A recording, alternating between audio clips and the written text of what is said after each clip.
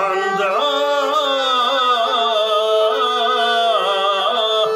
iki yarım var.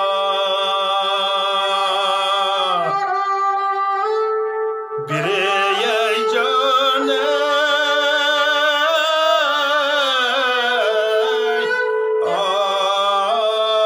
ay alim biri zalim.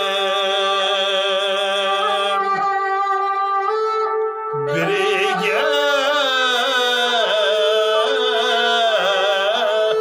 açmayım yok.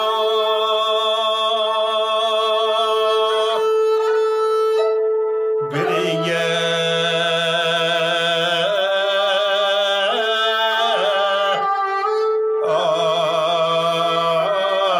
ay köyde bağlayayım.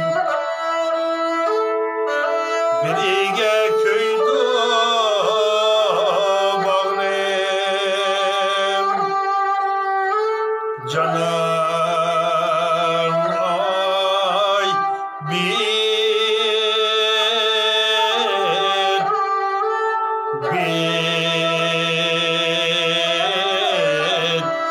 taşınmayan alem.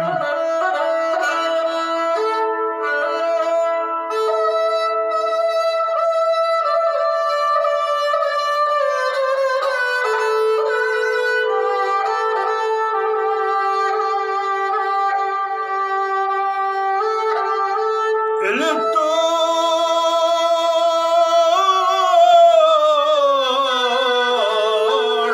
hasler gönlüm,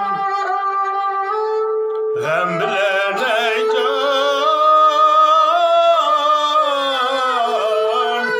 ay hergiz dirilmeydi. Ay ölüp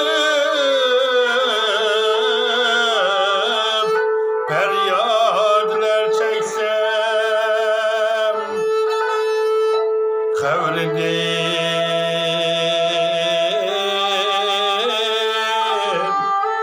ay evvel gelmeydi. Kavredim evvel gelmeydi. Canan ay bir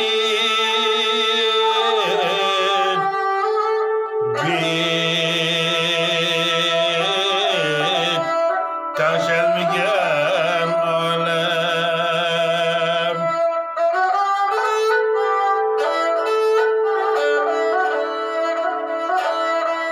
Yar deydo ye, yar deydo. Ay yar da yoktur vapa. Ay yar da yoktur vapa. Yar eteğine